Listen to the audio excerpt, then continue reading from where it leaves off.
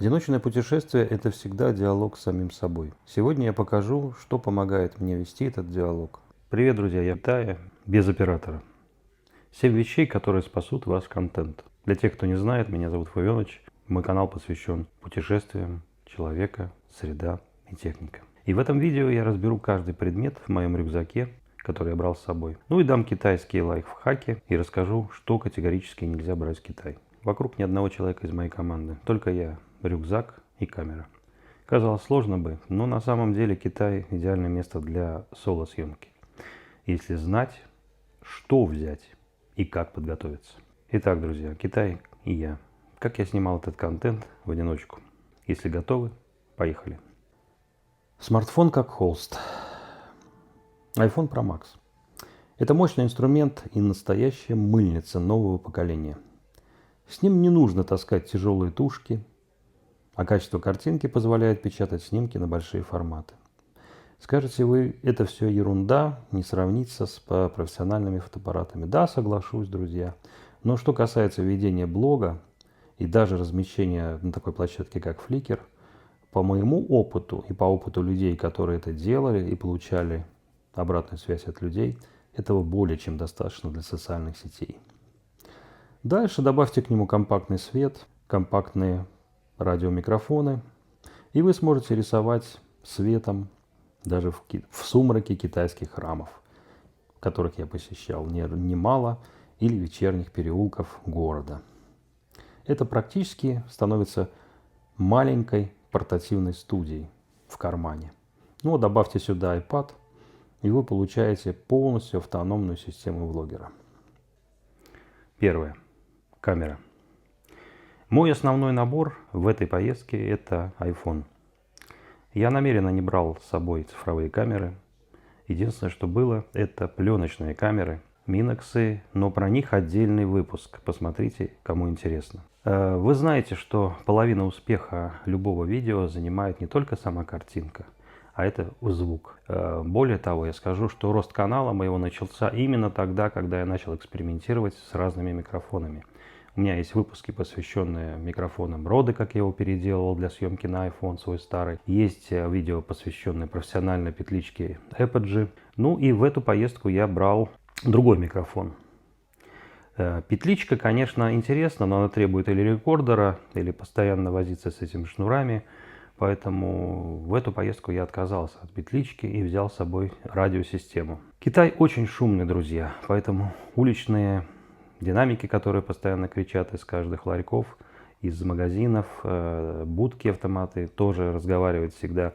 Поэтому сигналы машин, громкие разговоры, китайцы достаточно громко разговаривают. Поэтому качественный звук, друзья, это спасение. В моем варианте, конечно, брать с собой направленный микрофон или петличный не подходило. Плюс вы знаете, что я снимаю один, поэтому каждый раз что-то делать, подходить, включать, проверять, это не очень удобно. И, собственно говоря, требовалась ветрозащита, поскольку ветер в горах, на подъеме, в парке – это обычное явление, на море, в шторм, тем более мы садились в тайфун. И посмотрите мои выпуски, посвященные тайфуну, съемке в тайфун. Это действительно интересно. Что касается самих микрофонов. Я выбрал компанию HoloLens. Интерес этой системы в том, что она позволяет одной кнопкой на самом микрофоне, который у вас закреплен, включать и выключать запись на телефоне. Это крайне удобно, когда вы можете заходить в кадр с большого расстояния. А дальность этой системы достаточно велика, это несколько сотен метров. В разных условиях, конечно, по-разному. Но в Китае мне он очень помог. И я вставлю видео, где я вхожу в кадр на достаточно приличном расстоянии. Плюс эта система имеет еще подавление шума. Просто нажатием кнопки вы одновременно включаете подавление шума на двух микрофонах, если вы используете два, как я сейчас, в стереорежиме. Да, эта система имеет два микрофона, аккумуляторное питание и передатчики для iPhone. разных версий.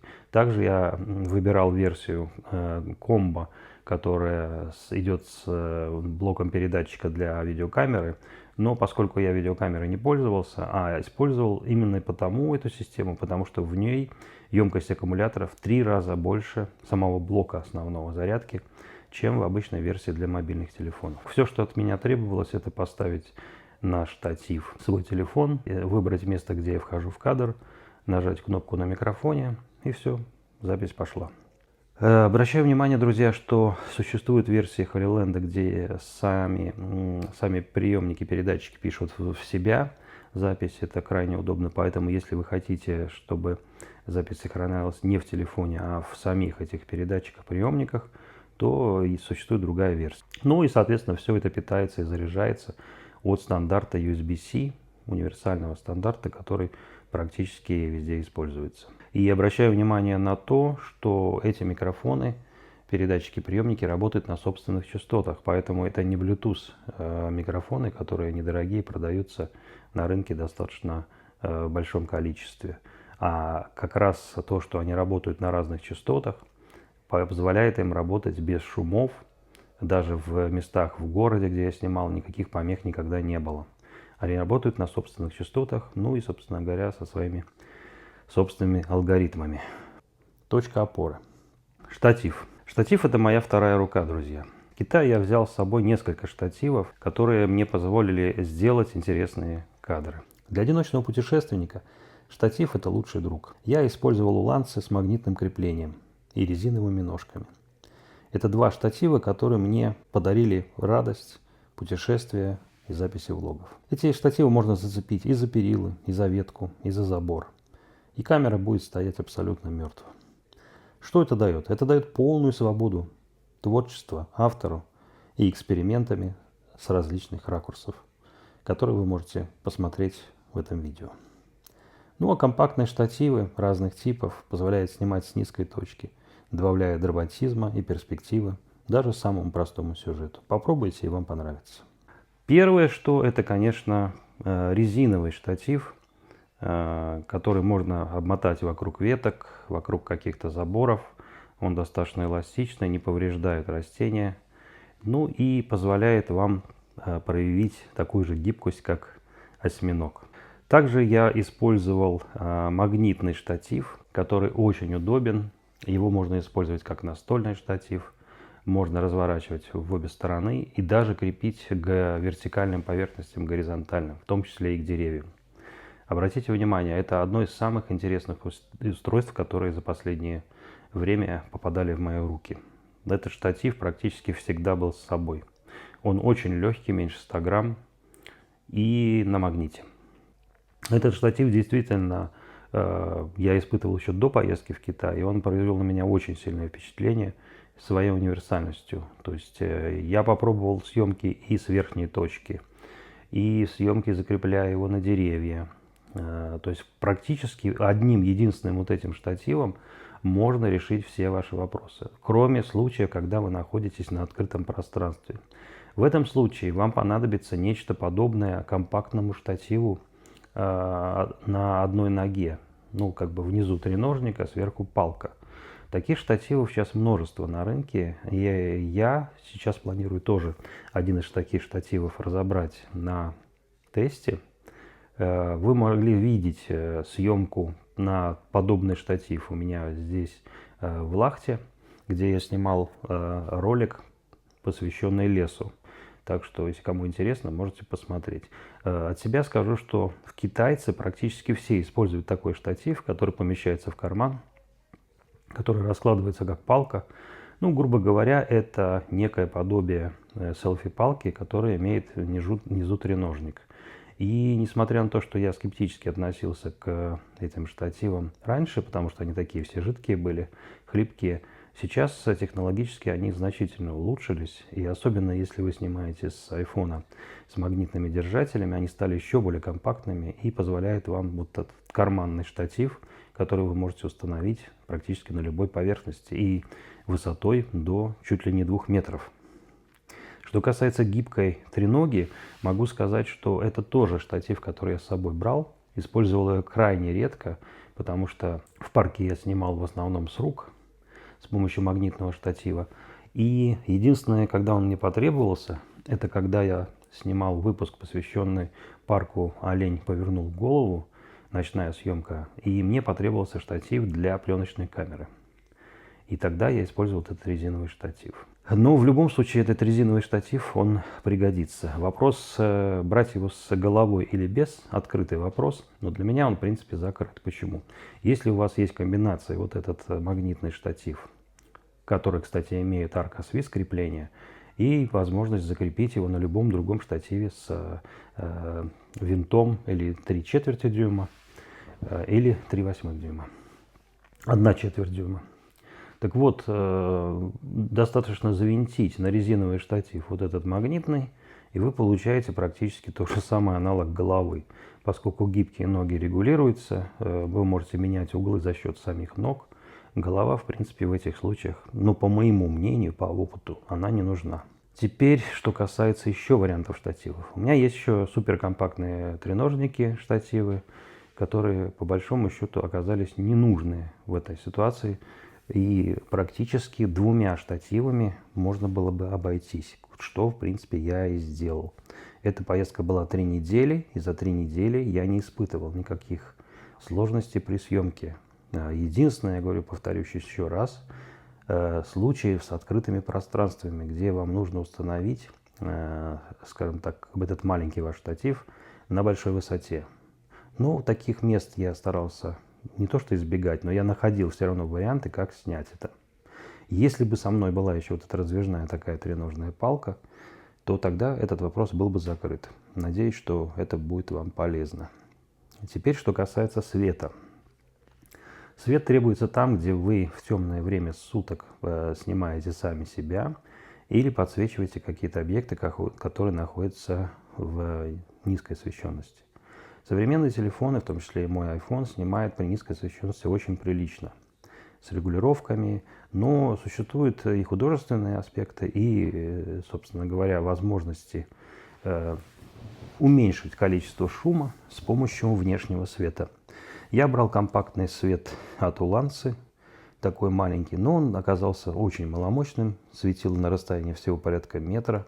Тем не менее, он тоже имел регуляцию как яркости, так и цветовой температуры. В современном мире есть огромное количество компактных таких устройств, которые позволяют, как и мой, тоже крепиться на магните вместе с магнитным штативом и регулировать и яркость, и цветность.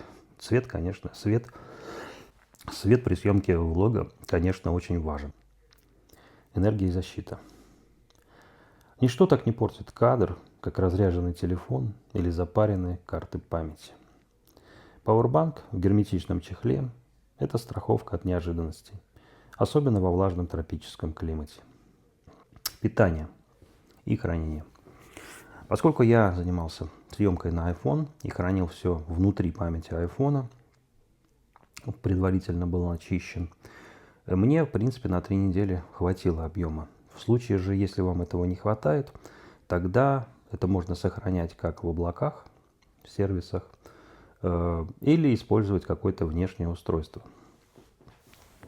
Прелесть современных телефонов в том, что они могут видеть тоже внешние жесткие диски, поэтому можно подключить такой жесткий диск. Я, честно говоря, с собой брал это устройство, но ни разу не использовал, потому что мне объема хватило.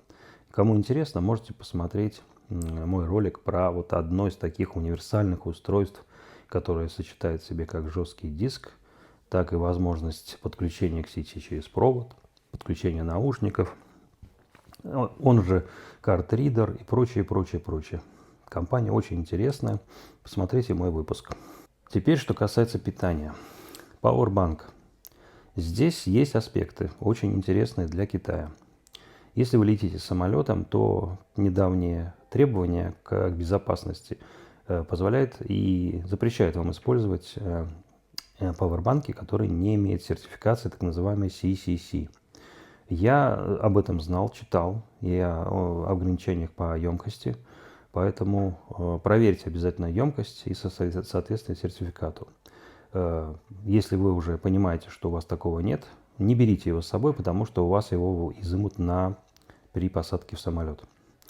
Далее, значит, я купил там такой компактный на магните, подобный Apple-овскому аккумулятор емкостью 5000 мА. Но могу сказать, что емкость его оказалась значительно меньше. Ну, потому что он стоил совсем копейки, какие-то рублей 300.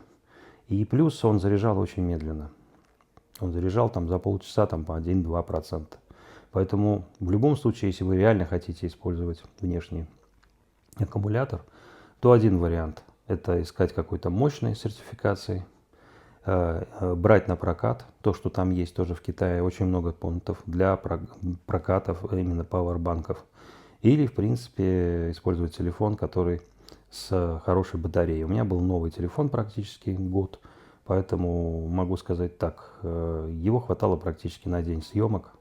За редким исключением, когда я снимал огромное количество часов за один день, он садился, и в этом случае я находил розетку и просто заряжал его, брав с собой 100-ваттное зарядное устройство, которое заряжает очень быстро, там за 15-20 минут уже там почти полностью заряжается. Мобильность и порядок. Легкая сумка с органайзером и аптечкой в легком рюкзаке. Это твой порядок. Все под рукой, ничего не гремит и не летает. И это позволяет сосредоточиться на самом главном, на ощущении места и сюжета. Китай огромен, друзья, и разнообразен. Он открывается тому, кто готов его слушать и видеть.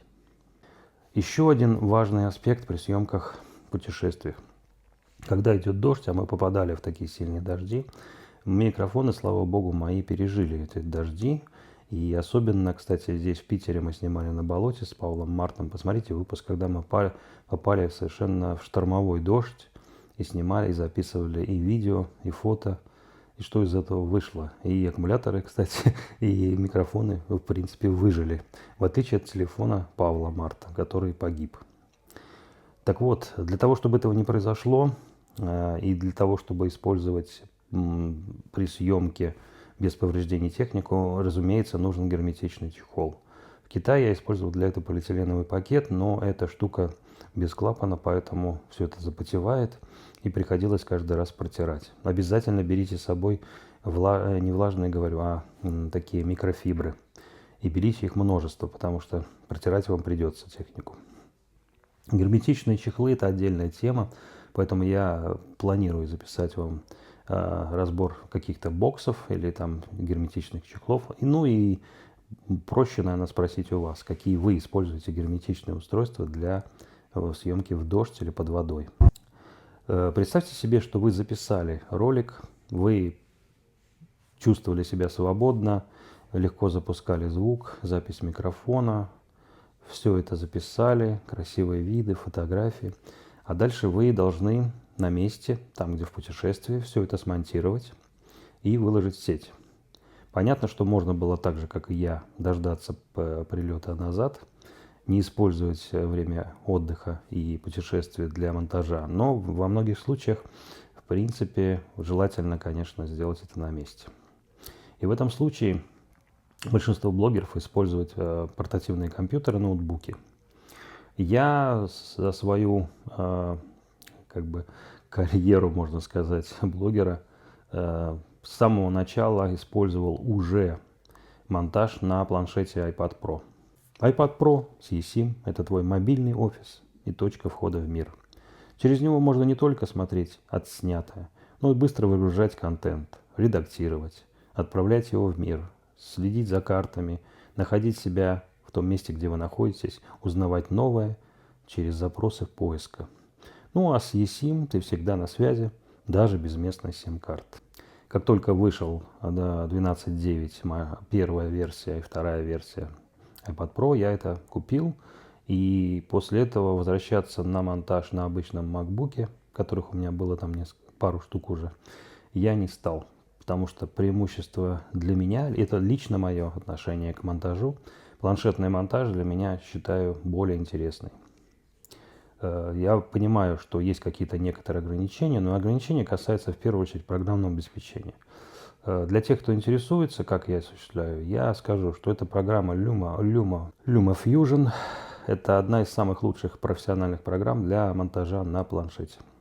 Она позволяет работать с многодорожечной записью, делать вставки, делать J-cut и L-cut, работать с фонами цветными, так называемыми, то есть вырезать, вставлять фоны, то есть, ну и все эффекты, которые есть в профессиональных программах, они там присутствуют. Монтаж звука и прочее, прочее. Эквализация, фильтры всевозможные, эффекты, огромное количество титров, самостоятельных титров. То есть все есть. И эта программа работает на планшетах. Еще одна важная вещь – это наличие сотовых операторов. Ну или в моем варианте это eSIM. То есть многие скажут, можно же присоединиться, раздать с телефона. Да, можно. Но если вы уже на месте используете телефон в качестве связи и прочего, то вполне вероятно, что вам будет интересно узнать, что можно также сделать еще одно автономное устройство, которое будет использовать интернет для, например, загрузки ваших роликов. Поэтому eSIM, планшеты с eSIM любого типа, это, в принципе, очень хорошо. В Китае есть несколько операторов. Я использовал оператор China Unicom, основной, он практически везде там ловил. Ну и в аэропорту вы можете его активировать. Купить это все можно на Trip.com. Это мировая туристическая платформа для путешественников. Куда это все складывать? Вы знаете, что у меня есть большое количество выпусков, начиная от того, как превратить обычную дамскую сумочку в профессиональный инструмент хранения техники, фотоаппаратов, видеокамер, и заканчивая разбором профессиональных и бытовых рюкзаков, сумок различного типа, синтетических, из нейлона, из кордуры, хлопковых, разбор сумок домки из канваса. Поэтому сумка-рюкзак – это необходимые вещи. В поездку в Китай я использовал одну синтетическую сумку домки, компактную, которая была со мной везде, но его объема не всегда хватало, поэтому там же был приобретен компактный легкий рюкзак. И здесь легкий рюкзак, дождевик – это вещи, которые вам необходимы для путешествий. Какого типа рюкзак? Это отдельная тема. Я думаю, что сейчас я углубляться в это не буду. Скажу лишь одно, что нейлоновый рюкзак, конечно, нужен с дождевиком. Потому что в Китае погода меняется очень быстро. И чехол убережет вашу технику от внезапного ливня. Аптечка.